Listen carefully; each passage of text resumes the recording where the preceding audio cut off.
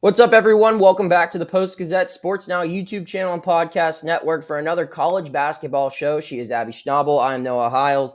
Abby, we got a lot to get into for college basketball talk. March Madness right around the corner.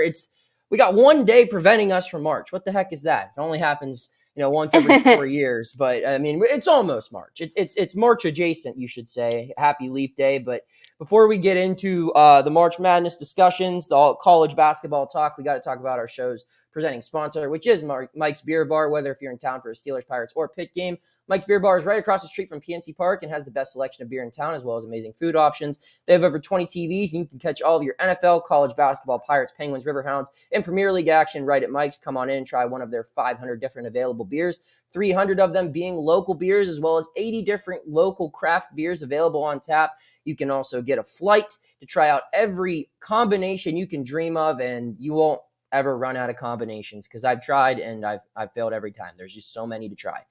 Try their steak on a stone on the note of trying things. It's a awesome meal that you can cook some steak with a heated stone right in front of you as you enjoy a night out in Pittsburgh. Come on down to Mike's Beer Bar and get your sports fix at Pittsburgh's best bar.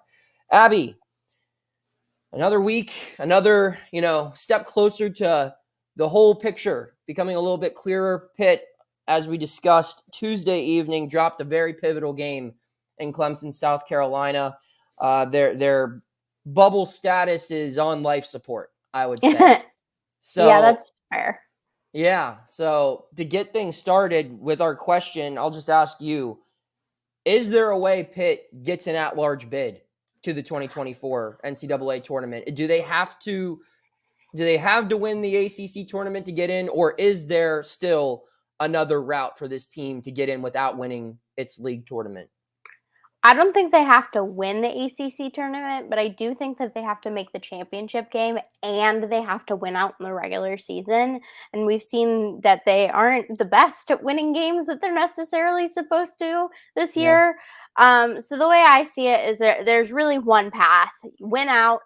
You've got games against Boston College on Saturday, Florida State next week, and NC State to close out the regular season. And as the bracket stands right now, they're getting that first round bye, which is important, which is helpful because it's really difficult to make it to the championship game if you don't. Right. Win in the first round. Then, as the bracket stands right now, you play Duke in the quarters. That's huge. Show that you can beat them on a neutral site, just like you beat them at home. And then you're in the semis, which is looking like a Virginia Clemson matchup. A Virginia team you beat, a Clemson or a Clemson team they haven't. But I think if they can beat Duke and then a Virginia Clemson team, I think that's a good look for them. And I think there's a chance they could squeak by as an at-large. I do think it depends on how the rest of the field does. Wake Forest losing to Notre Dame the other day helps a bunch, but also you need Wake Forest to not really get any more marquee wins. But that's the thing, is they didn't take care of the games that they needed to get another marquee win or two. And so they really need to show out. And that's hard to do when you're playing back-to-back games like you are in the ACC tournament, when everyone's kind of trying to fight for that title. Yeah, I agree with you. I think 6 more wins puts them in a very good spot. With 19, where are they at now? 19 overall wins, 18. 18 overall wins. So yeah, just getting to that 24 win total, it'd be hard to turn them away. But that's a big if, right? I mean, you got to finish out the regular season perfect, which, there's only 3 more games to go, and you have to like how they responded to the loss at Wake Forest by coming home Saturday and blowing out a Virginia Tech team. But how's this team going to respond after the Clemson loss? Because that's a different type of loss where now it's looking like their season has a much different path to get to where they were hoping to go. So I think just that challenge alone is tough. And also, I mean, there's some questions with the ACC tournament.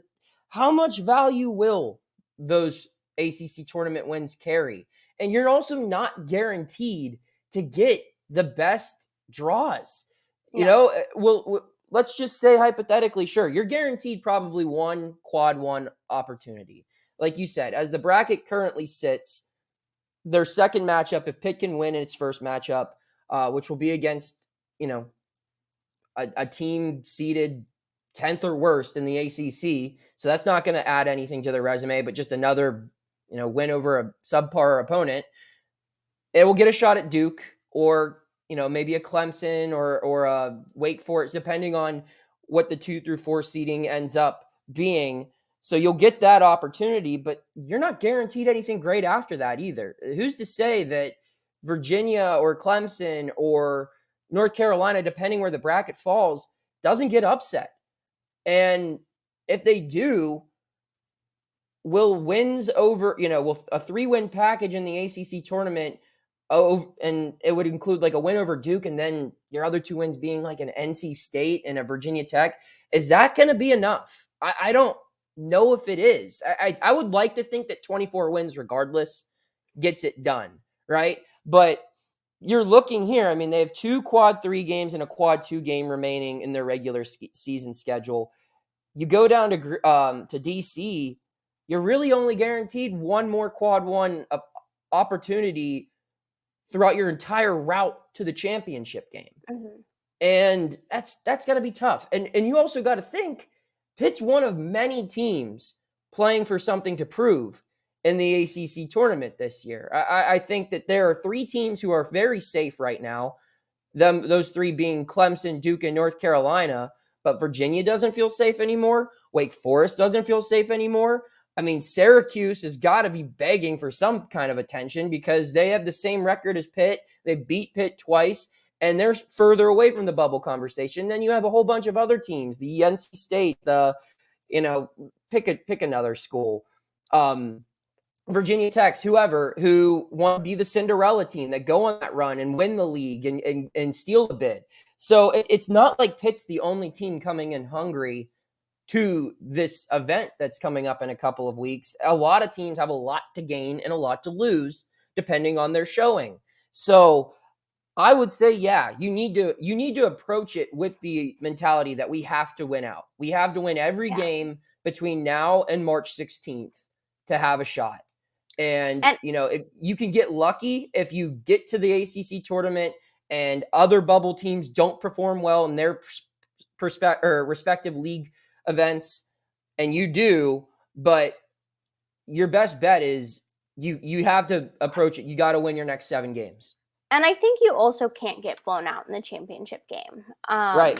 I just, you're likely playing a tough team no matter what in that championship game, and you really just can't get blown out. So it's not just as simple. I mean, not that winning 6 games in a row is simple by any stretch of the imagination, but you can't just rest on your laurels once you get to the championship game. You have to put up a good showing. You can't get blown out like you did against Wake Forest earlier. And that's tough. That's tough to stay that consistent for that long, especially for a team we haven't seen that from in a while. Yeah, I mean, winning 3 games in 3 days is not easy for any team. It's why those double byes mean so much in these conference tournaments, because you get to sit around and recuperate while the rest of the teams get like a 2-day, 3-day rest period between the regular season and this event and are go. You get to sit around and scout whoever it is you're going to be potentially playing, and you already have game plans from previous matchups, and you're at a severe disadvantage when you're not one of those 4 teams with the double byes. So yeah, I think the best plan for Pitt is to, just plan on winning the whole damn thing. That's what you should be viewing to do. Can you get in without making it all the way to the, first place spot on the podium? Sure. But it's almost as difficult as a journey. So it's not going to be easy. I want to go over to our highlight part of the show now, Abby. A big storyline. There were 2 big storylines in the ACC. One was a court storming incident that resulted in what looked like a needed amputation for 48 hours. And by the miracle of Christ, he was able to play a basketball game the next time his team was scheduled to play a basketball game. So we'll skip the court storming rhetoric for the time being. And we'll talk about Clemson coaches Brad Brownell's comments about the net rankings and scheduling. He basically pointed out saying that the Big 12 has gamed the system where they go about their non-conference scheduling in a way that allows them to play very efficient basketball and kind of, trick the metrics into thinking potentially that they're better teams than what they would allow to actually be. And he pointed out some numbers. He came with stats. He said, the Big 12 has 6 teams in the top 50 of the net with a non-conference schedule of 250 or higher, non-conference strength of schedule, where the ACC has none. So that's an interesting thing to point out. And obviously there's been a lot of discussion how the ACC gets undervalued compared to the Big 10, the SEC, the Big East, the Big 12, and how is the Big 12 actually really this good? Should there be other teams in? I guess when we're talking about this, Abby, when we're highlighting this, my mentality is, why, if it's so obvious, then why isn't everyone doing this? Right? Yeah, it's right. And it's also the idea of don't hate the player, hate the game. Right. Like, why are you getting mad about Big 12 doing this when you could easily do it too? I mean, I know you're planning on talking about, we saw Pitt try and do this, but Yes. When the RPI was replaced in the off season of 2018, it changed things because the RPI didn't look at statistical categories. It looked at strength of schedule. It looked at wins and losses to dumb it down really. And the net was brought in to look at those margins, those offensive efficiencies, quad 1 versus quad 2, and in a way it was supposed to make things a little bit more fair.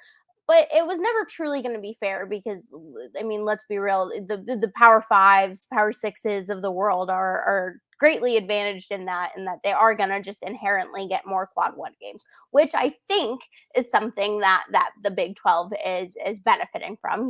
Almost every single game in the Big 12 is a quad 1 game, which isn't the case in the ACC. And a lot of that has to do with their non-conference and beating these teams the way they did in the off season. But to Clemson's coach, it's like, if you want to, I guess if you want to be a higher net team, why aren't you doing it too? And also, I don't necessarily think I feel like a lot of ACC coaches would rather just play good games, which is a little bit more of a, to an extent, I'll say, which is more of an approach like a mid-major. I mean, I cover Duquesne. Duquesne's coach Keith Dambrot talks a lot about how he tried to make his non-conference fairly difficult. And, he has to do that because he's not going to get many quad 1 games in the regular season. And so, I don't know. It's just take advantage of your opportunities. Win the games you're supposed to win. You'll have a higher net, and then you're playing more quad 1s, and then you are a quad 1. And I don't know. It's like I said at the beginning. Hate the game, not the player. Yeah, I mean, I just pulled up 2 random ACC teams' schedules, right? So you look. I mean, you could say Boston College maybe tried to take the Big 12 route. Okay. Well, in their second game of the year, they only beat the Citadel by 4 points. They played an Atlantic 10 team on their home court, and they only won by 7 points there against Richmond. They win by 9 against an Ivy League team against Harvard. They play another Atlantic 10 team, and they lose on a neutral court. They lose to Colorado State on a neutral court, who's not a bad team, but that's what I'm saying. And then you look at Virginia Tech, who took the opposite route. There's 2 approaches, right? You can have the weak non-conference schedule, which the Big 12 is being accused of doing, or you could go the Virginia Tech route, which is load your non-conference with a lot of tough games. You see, they played South Carolina in the beginning of the season. They played Iowa State in the beginning of the season, Florida Atlantic, Auburn, and they lose these games. So what it really comes down to more than anything is, regardless of who's on your schedule, win. If they're a bad team, beat them by a lot because they're a bad team. And if they're a good team, don't lose. And that's the problem. The ACC can throw out whatever data it has or whatever, but in reality, it's the teams that tried to take the, like he pointed out, TCU is one of the teams he brought up. Iowa State, another one of the teams he brought up. Those teams don't have those stumbles on their schedule where they didn't lose to a Citadel or, some terrible mid-major school, or they didn't have a ton of close calls. Like he said, part of this equation is blowing them out. Pitt did that. but Pitt lost to Power 5 teams it needed to win. In those few Power 5 non-conference games you play, you need to win at least one of them, and they didn't. They beat West Virginia on the road, but that was really the worst of all what they had to work with. And when you have that limited sample size, you can't go with a loss to Florida. You can't go with a loss on your home court to Missouri, which is like their worst loss of the year. You've got to capitalize when you try to take the route. Like you said, Abby, Pitt tried to do this, and it did for the most part. If you look where Pitt was in Ken Palm and net in the beginning of the season, despite having one of the weaker strength of schedules in the country, it was very high up, even in late December. And net and Ken Palm, probably way higher than where it should have been, because it beat the doors off of, a Florida Gulf Coast, a Jacksonville. And that's the route you got to go. But you have to play some Power 5 teams. And when you lose to them on a neutral court, on your home court, that screws you over. So you can complain all you want, Brad Brownell, but the reality of this is the teams in the ACC weren't good enough to execute this strategy. They either weren't smart enough to try it, or the ones that did weren't good enough at the time to execute it. So like you said, Abby, don't hate the player, hate the game. But I don't understand what do you want them to do? Like, there's going to be an advantage in any sort of thing that exists here. And this is not new. This was in 2018. Abby Schnable was showing up to her like sophomore classes when this thing was invented. Now she's a full-grown adult with a couch in the background of her house and everything. So yeah, it's something that, sure, is it flawed? Yes. But this is what exists. This is what has existed.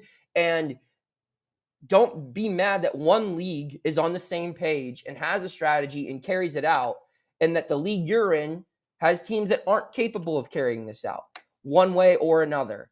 That should be, and after last year with the ACC, with all of the qualms it had with, Clemson not getting in, and, the lack of value with Pitt being on the bubble despite having 23 wins or whatever, that should have been the discussion when they were going about this scheduling. And I think if you look at the schedules for some of these teams, they tried to do this. They tried, but some of them didn't execute. So cry about the tough losses. Don't cry about the poor, or, about the other teams, because say what you want about the TCUs, the Iowa States. They saw this advantage and they did it. That's what you got to do. So that's what I would like to talk about in the highlight. We'll get out of here real quick. Beforehand, we got to do predictions. Pitt has 3 remaining regular season games, Abby. This weekend at Boston College, 2 home games next week against Florida State and NC State. Prediction, Abby, how many wins do they finish with in this 3-game stretch, or I guess overall?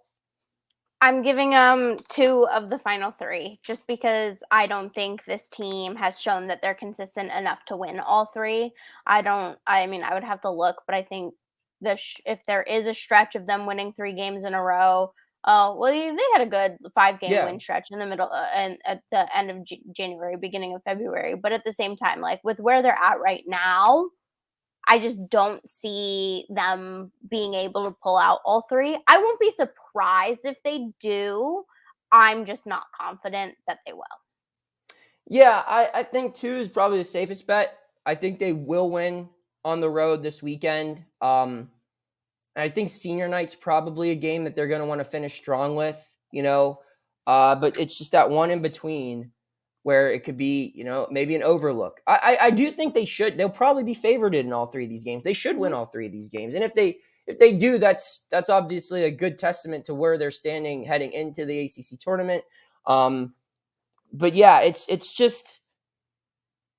it's not that they lost to Clemson and Wake Forest that makes me doubt that they can do this. It's the way they lost to Clemson and Wake Forest that makes me doubt they can do this.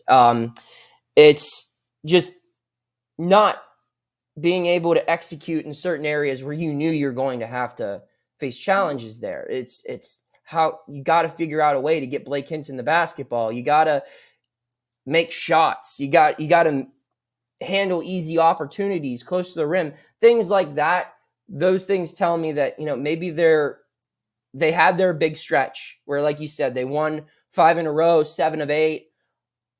but they're coming back down to earth a little bit. And we saw that with last year's Pitt team as well, where it hit its stride and then it cooled down. And then it hit a second stride in early March, but it needs to find that real quick if it wants to have any chance.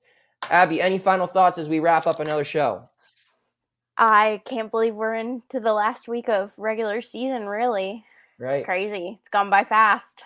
It is indeed. We will have all of your coverage for March Madness, regional stuff, as some people are aware. Pittsburgh will be a regional host for the first rounds. We'll have you covered there. We'll have ACC all-conference tournament coverage as well, and we'll have everything else covered at the Pittsburgh Post-Gazette. You can read our work at post-gazette.com, and you can check out all of our digital coverage, our podcasting and video analysis here on the Post-Gazette Sports Now YouTube channel and podcast network. She's Abby Schnable. I'm Noah Hiles. We'll see you next time.